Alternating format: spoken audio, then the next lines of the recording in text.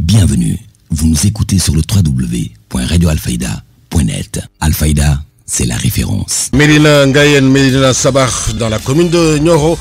Il y est 12h00, mesdames et messieurs. Merci de la confiance renouvelée à la radio Alfayda pour vous informer. Et vous avez fait le bon choix si vous nous rejoignez dans l'actualité de ce vendredi 9 août 2024. Nous sommes ensemble pour une demi-heure d'information sur Alfayda FM. C'est l'heure du journal, voici le sommaire. Gamou international de Médina Baye, les services déconcentrés de l'État et les membres du COMAF se sont réunis hier pour les préparatifs du Gamou. Le chef de l'exécutif départemental qui a présidé ce CDD a indiqué que le travail se refera correctement. Les blessures invisibles de l'immigration clandestine, le choc psychologique chez les parents des victimes. Ces jeunes candidats ne sont pas les seules victimes de l'immigration irrégulière. Beaucoup de proches déclarés portés disparus n'ont pas pu résister au choc. Le reportage du jour nous amène à Mirkilan Tcherer à la rencontre d'une ex-détenue qui, après 5 ans derrière les barreaux, est toujours en train de lutter pour sa liberté. Sur l'international, les rébellions du M23 en République démocratique du Congo, 26 prévenus condamnés à mort par la justice militaire. Elles étaient poursuivies pour crimes de guerre, participation à un mouvement insurrectionnel ou trahison. Et puis sport, Tebogo s'offre l'or sur les 200 mètres. Une médaille historique pour le Botswana et pour l'Afrique également. Le Botswana de 21 ans a dominé l'Américain Noah Lillis avec un temps de 19,46. La revue des quotidiens mettra un terme à ce 12h. Mesdames et messieurs, gardez votre confort d'écoute de développement. C'est dans une poignée de secondes. Le journal Serigne Moussa Kane. Qui vous dit bonjour, Sage Libas Sedi Mbaye assure les opérations techniques. Mesdames et messieurs, bonjour et bienvenue. Gamou international de Médina Baye, édition 2024. Comme à l'accoutumée, le préfet du département de Kaolack, Latir Ndiaye, a présidé à la résidence des hôtes Kergan la réunion du CDD pour préparer cet événement religieux prévu vers la fin de la première quinzaine du mois de septembre. Il est ici au micro de Cheikh Tidiane Diagne. Les différentes doléances qui ont été posées par le comité d'organisation ont été examinées par les différents services qui ont pris des engagements pour ce qui concerne le niveau local.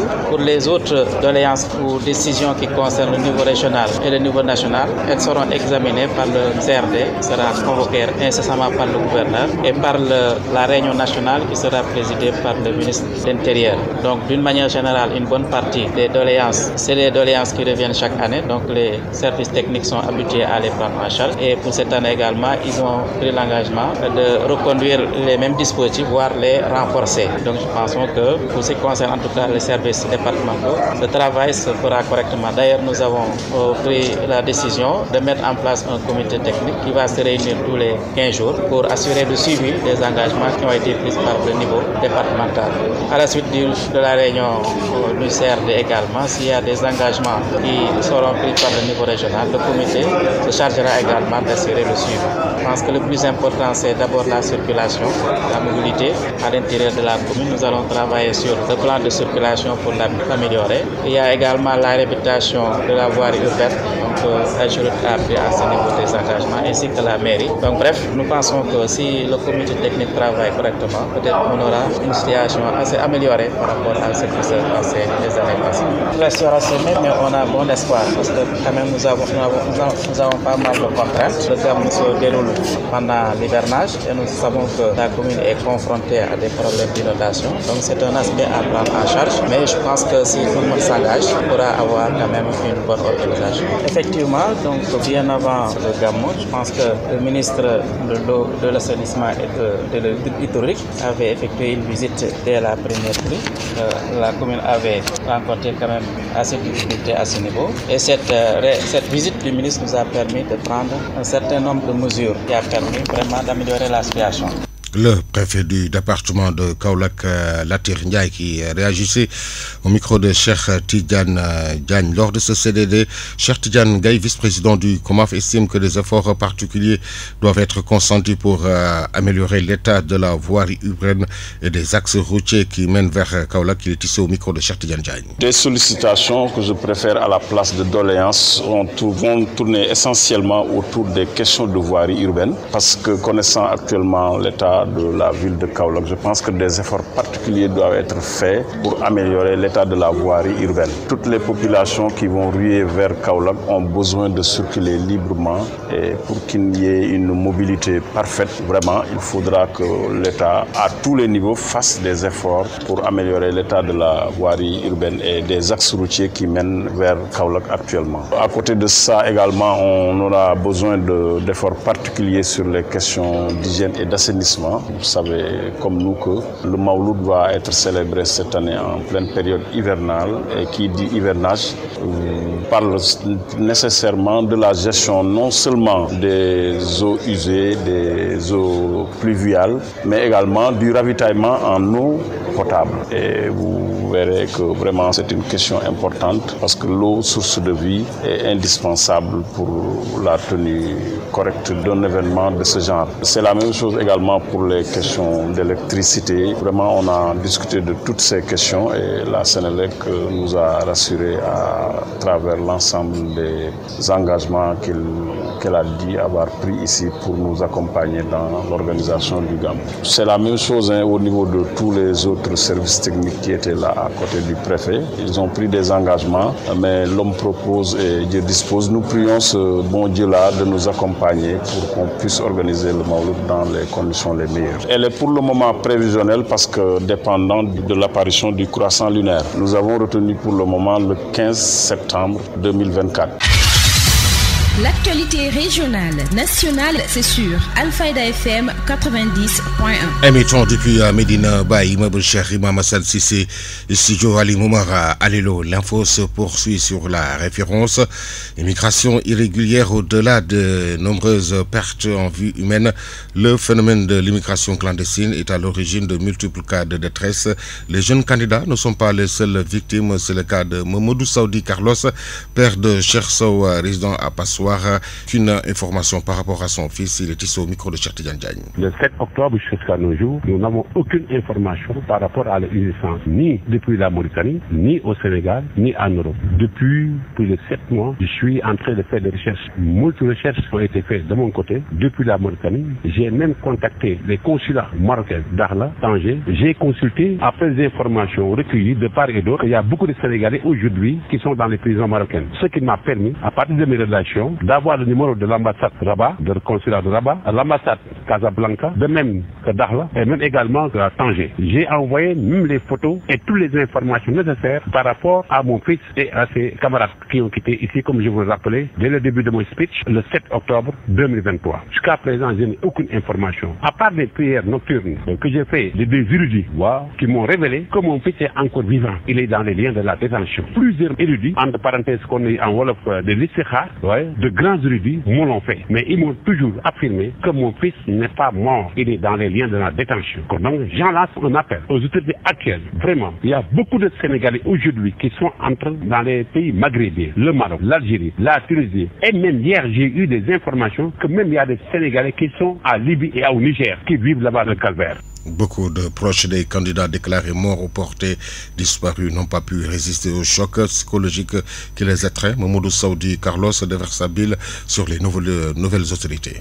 Je lance une autorité au ministre des Affaires étrangères, au secrétaire des Sénégal de l'extérieur, vraiment, de faire au moins un pas pour aller vraiment consulter les autorités marocaines. Je pense que la législation aujourd'hui nous permet, et nous avons des relations vraiment très souples avec le Sénégal et le Maroc. Nous n'avons aucun problème. Maintenant, qu'est-ce qui empêche, depuis le début de ce nouveau régime, qu'est-ce qui les empêche aujourd'hui de parler sur l'immigration clandestine? Jusqu'à présent, je n'ai jamais entendu le président ni le Premier ministre parler de trouver des solutions par rapport à ça. Alors que nous avons des autorités, comme le ministre des Affaires étrangères, comme également le secrétaire d'État chargé des affaires du Sénégal et du Sénégal. Jusqu'à présent, il n'y a aucune information, il n'y a aucun geste, il n'y a aucun pas, il n'y a aucune avancée par rapport à ça. Vraiment, nous déplorons cette situation par rapport à ça. Toute la population, la jeunesse, avait confiance à ce nouveau régime. On espérait aujourd'hui que si ce nouveau régime s'installe, avec tout ce que nous vendons comme espoir aujourd'hui, aucun geste n'est jusqu'à présent posé pour apporter des solutions par rapport à cette candidature clandestine. Nous avons des enfants qui meurent en pleine l'océan Atlantique, vraiment ça c'est horrible. Donc il est temps aujourd'hui que vraiment ces nouvelles sociétés prennent le taureau par les cornes et trouvent rapidement des solutions par rapport à ça pour aller décanter la situation de ces enfants-là qui vivent la misère dans les pays maghrébiens. Donc encore une fois, c'était ça au début de mon message, que ces nouvelles sociétés vraiment nous entendent et trouver rapidement les solutions les plus urgentes. À l'instant, Mamadou Saoudi Carlos convoqué à la brigade de recherche de Keur Massar, l'ex-directrice de la promotion de l'économie sociale et solidaire, a pilonné les tenants du titre. Selon Djigui Diop, ce qui s'est passé est une alerte pour toute l'opposition et pour tout le peuple sénégalais. Djigui Diop Fall, que je propose d'écouter. Le 5 août 2024, je suis auditionné à la gendarmerie de recherche de Keur Massar de 11h à 19h25 sur la plainte du ministère, représentée par son secrétaire général, M. Gorgui Ndiaye, dont l'objet était recel de documents administratifs. La reddition des comptes est une absolue nécessité dans une république et tout état de droit digne de ce nom. J'en suis une farouche partisane et il ne saurait en être autrement pour moi, qui suis républicaine et démocrate convaincue. Mais ce que j'ai vécu et dont je ne vous ai fourni que les fragments les plus significatifs est hors de ce champ. J'ai été simplement une victime. Oui, victime d'un acharnement sauvage visant à m'humilier, à me briser dans ma dimension d'opposante, dans ma dimension de femme et dans ma dimension humaine. Oui, j'ai été victime de l'incurie d'un antisystème, devenu système, avec ses logiques d'élimination de toutes sortes et personnes d'opposition. Ce qui s'est passé avec moi est étranger aux principes administratifs primaires de 1960 à nos jours. Aucun agent n'a été convoqué pour passation de service, a fortiori un directeur national. Ce qui s'est passé avec moi, prolongeant toutes les forfaitures et autres actes antidémocratiques perpétrés par le nouveau pouvoir, est une alerte pour toute l'opposition sénégalaise et pour tout le peuple sénégalais. Ceux qui nous dirigent sont violents et nourrissent le rêve d'installer la dictature et la violence sur toutes ses formes, au besoin par la destruction de la cohésion nationale et plonger notre pays dans le pire des chaos. Djigui Diop Fall, qui faisait face à la presse après sa convocation à la brigade de recherche de Keur Massar. Conditionnement et conservation des produits halieutiques.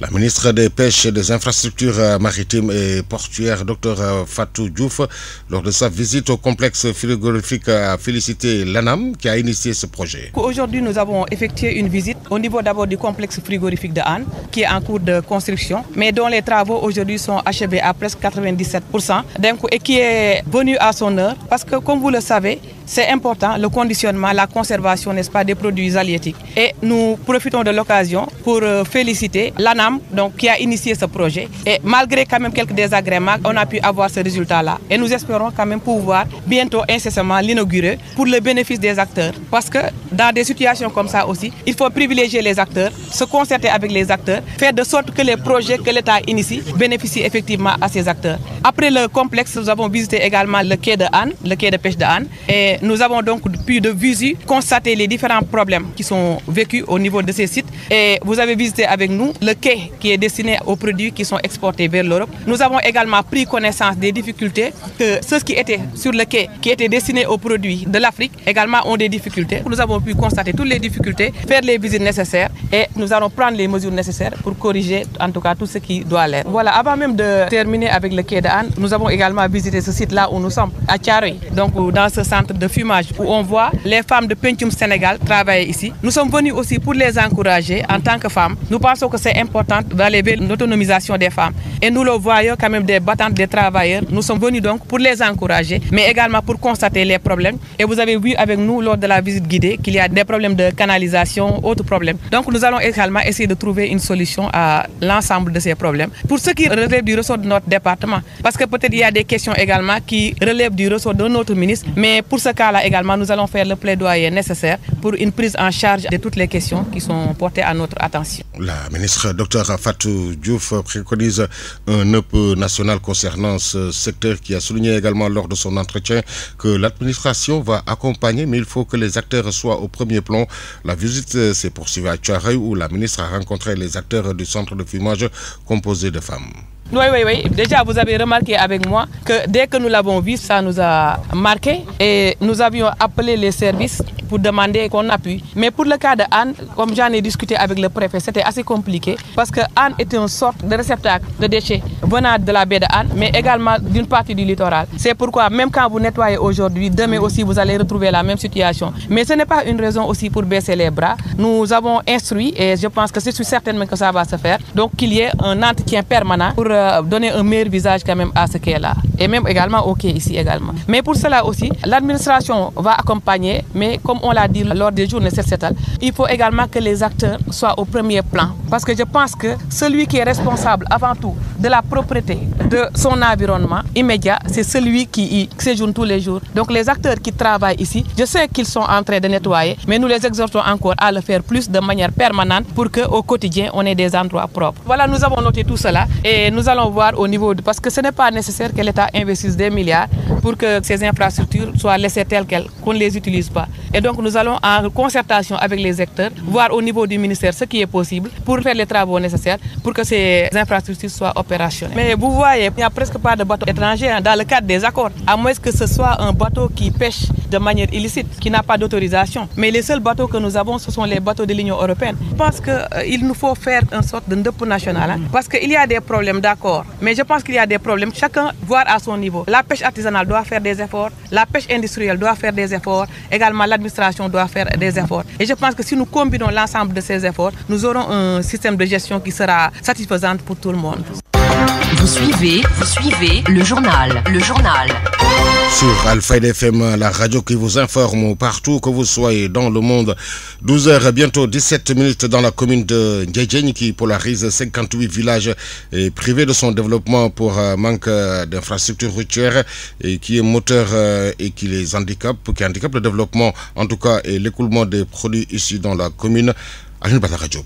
Rallier Ndjedjeng devient la croix et la bannière à l'occasion de la journée nationale du reboisement. Le maire de la commune de Ndjedjeng a profité de cette occasion pour interpeller les ministres de la jeunesse, du sport et de la culture qui étaient présents à cette rencontre pour lui exprimer quelques problèmes auxquels ils sont confrontés. Je n'ose pas prendre la parole ici sans aussi vous faire part des doléances de cette population à transmettre au Premier ministre et au Président de la République. Là où on en a déjà parlé, vous l'avez vu. On a reçu toutes les promesses. Voilà, on dit non, l'arbre est lancé dans le programme. L'année dernière, nous sommes faisait le conseil présidentiel, le gouverneur l'avait présenté dans le PAP 2 ou PAP 3. Ici, c'est un chef-lieu d'arrondissement. La troisième commune la plus importante du département du point de vue démographique, après Kaolack et Ndiafat. Ces deux critères seulement justifient que cette route de 9 km soit réalisée. Il y a énormément d'activités économiques dans cette zone. Les vacances agricoles patriotiques, une initiative bien magnifiée par la jeunesse de Ndjedjeng. Madame le ministre, je vous ai suivi lors du lancement des vacances agricoles, lancer un appel au retour à la terre aux jeunes. Chez nous, ici à Ndjedjeng, les jeunes sont dans la terre. Les jeunes sont dans la terre. Fini xalé dañuy béy. Ñu ngi ci tool yi.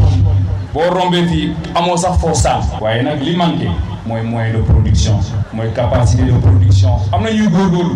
Ñi nga lélé nga gis ko capter Proval CV ay programme yu am solo la mais amuñu doole. Mënuñu def lu yaatu lool. nañ dooleel xale yi pour que bu nawet bi jeexee dootuñ dem nooraani parce que tuuti tool yi fi am na ñu muy mobiliser donc moyen de production ak jigéen ñi nga xamante ne ay jàmbaaru faculté la nee naa la cérémonie journée bi ñoom ñoo ko organisé. La commune de Ndjedjeng rencontre d'énormes problèmes par manque d'infrastructures. Ceci handicape le développement de cette localité qui regroupe 58 villages. Ces paroles ne sont pas tombées dans l'oreille du sourd. Venu assister à cette cérémonie, le ministre de la Jeunesse, du Sport et de la Culture promet au maire de la commune de Ndjedjeng que des infrastructures sportives et culturelles seront mises pour le développement de cette localité. Aline Badara Diop, le premier magistrat de la commune, Dr Abdoulaziz Pocha, à l'occasion de la journée de reboisement en présence de la ministre de la Jeunesse et des Sports, n'a pas manqué à recevoir les doléances des jeunes par rapport à leur stade. Dr Abdoulaziz Diop au micro d'Aline Badara Diop. Madame le ministre, Madame le ministre, nous avons un stade municipal ici à Ndjedjeng. Nous savons aussi que vous êtes le ministre du sport. Donc, nous allons profiter de cette occasion pour vous demander quelques faveurs. Notre stade n'est pas bien équipé et sur ce aussi, nous voulons juste une tribune, des projecteurs et du gazon synthétique. Au niveau du stade, nous avons mis là-bas des lampadaires. Dans cette localité, nous avons d'énormes talents et pour dévoiler nos talents qui sont dans cette localité, nous avons aussi un club bien structuré avec de très bons joueurs.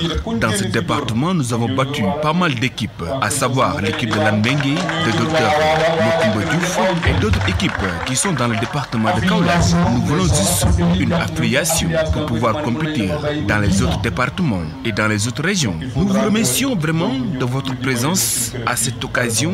Nous réitérons aussi notre engagement et notre confiance, tout en sachant que ces paroles seront bien transmises au Premier ministre Ousmane Sonko et le président de la République, son Excellence Bassirou Diomaye Diakhar Faye. Ce que vous voyez sur la table, c'est le travail des femmes dynamiques qui sont dans cette localité, qui sont spécialisées aussi sur la transformation des produits et aussi des légumes, mais aussi la transformation des jus locaux, parce que pas mal de localités qui sont dans le département de Kaolack, durant les événements, à savoir le Gamou, nous le ravitaillons du jus naturel. Je remercie aussi la population de Ndiédiène d'avoir répondu présent à cet appel.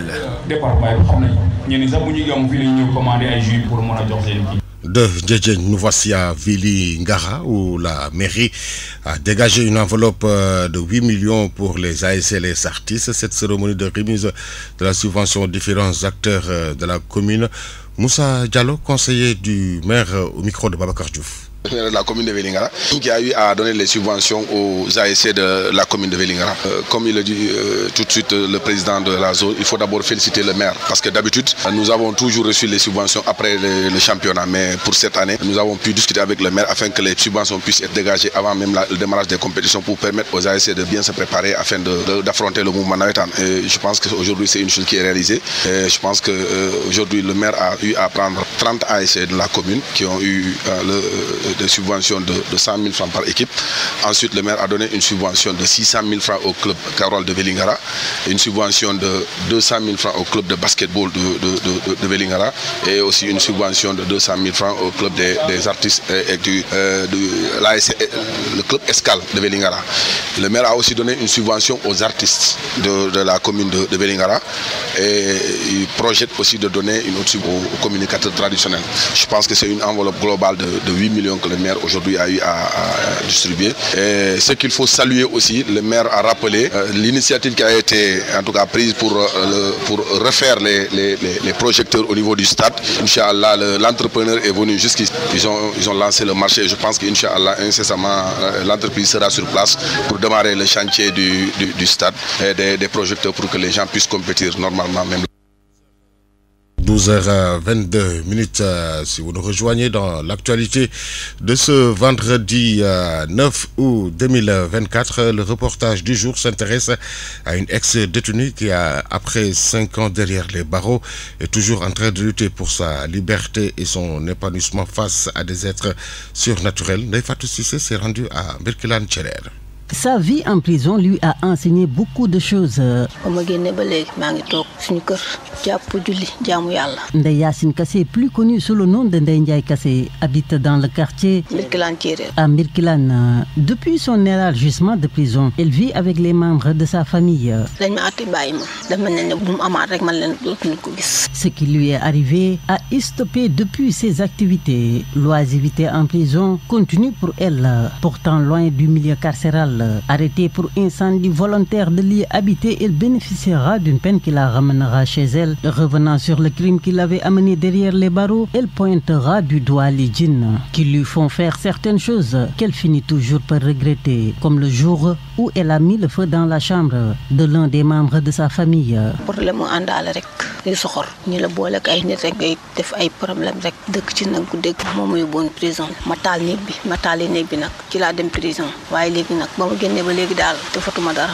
L'existence des djinns, une chose qu'elle dit croire, car son vécu en a l'illustration parfaite, nous confiera-t-elle. Taille un tout petit peu élancée, Ndeye Yacine Kassé dit beaucoup apprendre de sa vie carcérale. Derrière les barreaux durant 5 ans pour incendie volontaire de lieux habités, elle lutte toujours avec les démons qui, dit-elle, l'avaient incité à commettre ce crime. 3 ans après sa sortie de prison, elle veut reprendre sa vie en main.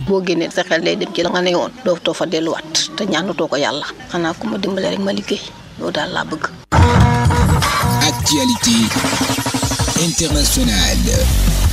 Sur l'internationale rébellion du mouvement M23 en République démocratique du Congo, 26 prévenus condamnés à mort par la justice militaire. Elles étaient poursuivies pour crimes de guerre, participation à un mouvement insurrectionnel ou trahison. C'est une série de brèves réalisées par nos partenaires de la Voix de l'Amérique. En République démocratique du Congo, au procès de la rébellion du M23, 26 personnes, dont 21 en fuite, ont été condamnées hier à la peine de mort par la justice militaire de Kinshasa. Actualité internationale. Le rédacteur en chef du site tchadinfo.com, principale plateforme d'information en ligne du pays, a été libéré hier après 24 heures de détention par les services de renseignement, a annoncé le directeur général du média.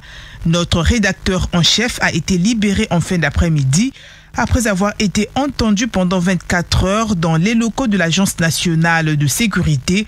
Le tout-puissant service du renseignement au Tchad, a indiqué Mamadou Ditembaye, le directeur général de Tchadinfo. Mardi 7 août 2024, Badour Oumar Ali a été convoqué à midi par la police judiciaire. Peu après son arrivée, il a été embarqué par des hommes armés et cagoulés et conduit à la direction générale de l'Agence nationale de sécurité à bord d'un véhicule banalisé, avait détaillé l'association des médias en ligne du Tchad dans un communiqué. Une arrestation injuste et injustifiée, déplore Mamadou Ditembaye. Actualité internationale. En Guinée équatoriale, Joachim Elo Ayete, défenseur connu des droits humains, est détenu depuis une semaine pour des activités liées à son ONG. Actualité internationale. En Libye, des mouvements des troupes de Khalifa Haftar contrôlant l'est du pays en direction du sud-ouest contrôlé par le gouvernement rival d'Abdelhamid Beba à Tripoli ravivent le spectre de la guerre civile 4 ans après un cessez-le-feu. Actualité internationale.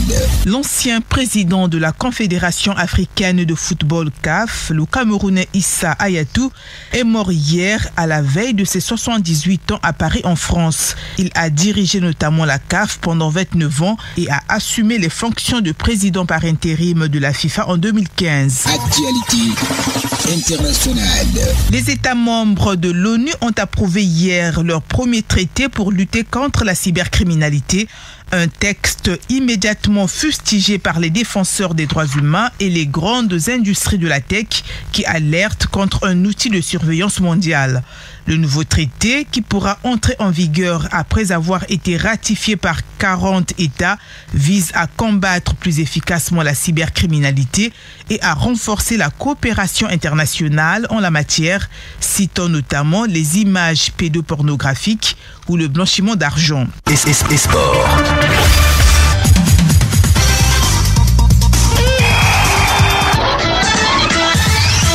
– 12h27 à Japoma, 5 jours de deuil national décrété par l'État camerounais suite à la disparition de l'ancien patron de la Confédération africaine de football de 1988 à 2017, Issa Hayatou, et président par intérim de la FIFA octobre 2015 à février 2016, est décédé à l'âge de 77 ans, à la veille de ses 78 ans.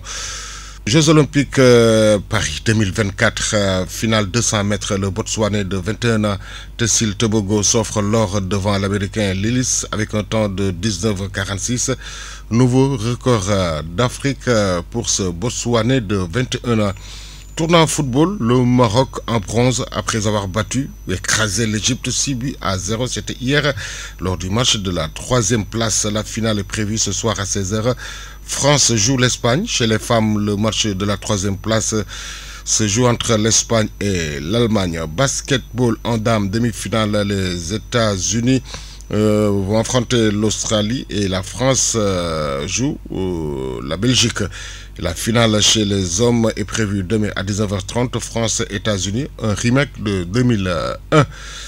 De basket, retour chez nous, rencontre amicale, le coach Dessagana Diop et ses joueurs se disent prêts face aux Aigles de Carthage. Voici sa réaction. On a commencé depuis lundi passé. La semaine passée, on a fait 6 entraînements. Du lundi au samedi, on s'est reposé dimanche. On s'est entraîné hier et aujourd'hui. Ça fait 8 entraînements. Les joueurs sont en train de connaître le système offensif et défensif. Même aujourd'hui, je pense que c'était le pire entraînement qu'on a eu depuis qu'on a commencé. Mais parfois, c'est un peu normal. Quand on joue ensemble sur un long temps, c'est difficile de voir les joueurs de se concentrer sur tout le temps. Les joueurs sont prêts, mais ils sont en train de bosser. On est là, comme je l'ai dit tout à l'heure, ça fait 8 jours en train de s'entraîner et on est en train de voir l'amélioration surtout. Moi, je voulais seulement faire un regroupement parce que je ne pense pas que c'est normal qu'on reste une année sans rien faire. Je voulais faire ça. Même si on n'avait pas le match, je voulais faire le regroupement pour voir les jeunes les jouer, pour qu'on puisse revoir le système offensif et défensif. Et on est en train de faire ça. Le match est un plus, tu vois, contre une autre équipe qui est une bonne équipe, la Tunisie. Et ça nous permettra bien de se préparer pour le tournoi de novembre. Rencontre amicale Sénégal-Tunisie. C'était Dessagana Diop, le coach de Lyon. 12h, bientôt 31 minutes. Tout de suite, la revue de quotidien. La revue de presse. L'Obs place le soleil sur le quotidien. Walf le matin. La presse du jour lue et parcourue en 2034 par Ngonejaï. Bonjour et bienvenue. Accident, corruption des agents de sécurité routière. Ousmane Sonko sur un autre front affiche le Dakarois par rapport aux responsabilités dans la série d'accidents. Ousmane Sonko sans frein écrit Walfadjri quotidien. En effet, les forces de l'ordre préposées à la visite technique et par automobile obsolète pointée du doigt ajoutent la même publication. Dans le quotidien, les Échos, Ousmane Sonko dénonce la corruption et annonce des mesures. Désormais, chaque accident sera évalué. Les responsabilités seront situées. En plus, l'État sera intransigeant sur les comportements individuels, déclare le Premier ministre Ousmane Sonko. La sécurité routière dans le radar de Sonko. Ousmane Sonko aux transporteurs dans des propos rapportés par Besbi Le Jour. Nous n'exerçons pas de la pression, mais il faut de la fermeté. Et puis un autre sujet à la une de plusieurs quotidiens parus ce matin. Nomination cataclysmique et Diafour pacifiant. La critique barre à sa une, le projet vire au patio. Pousse-toi de là que je m'y mette. Ôte-toi de cette station que j'y installe mon pote. On est encore loin de l'épilogue de la rémunération des guerriers qui sont allés au front du combat pour le projet. Ça rappe sans rime, note Besbi Le Jour. Avec les réactions suite aux nominations de Khalifa et Nidoff, resté 10 jours sans aucune suite de la lettre adressée à Diomaye. L'Assemblée nationale prend ses responsabilités et passe outre, renseignent les Échos. D'après le journal, une réunion de bureau est convoquée cet après-midi pour l'ouverture d'une session ordinaire et la proposition de modification du règlement intérieur déclenchée la semaine prochaine ajoute la même publication. Régulation des communications électroniques, la RTP pose les jalons titres. Le quotidien L'Indépendant. Pour l'I-Quotidien, le directeur général de la RTP jette les bases d'une régulation collaborative relaxée pour bonne foi. La jurisprudence Mimi désaccélère Mansour Faye, lit-on dans le Dakarois. Mansour Faye perd doublement par rapport au procès en diffamation contre Mimi Touré, relais Dakar Presse. En tout cas,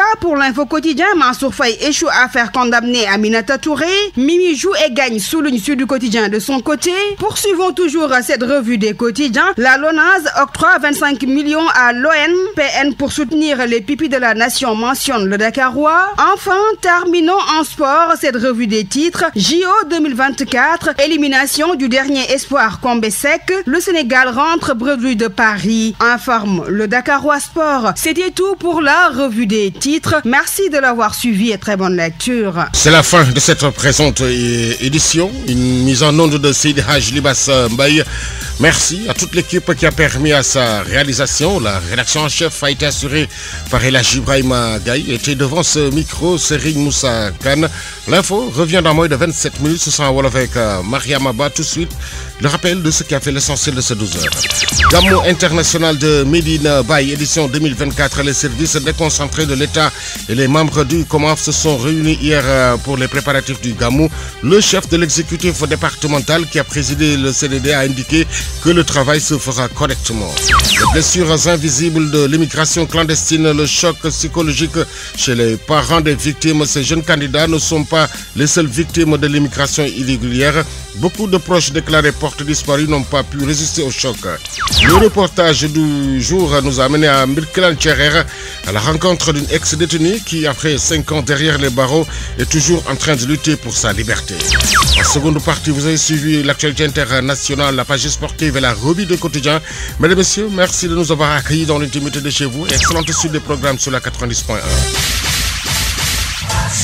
Le journal Serigne Moussa Kane.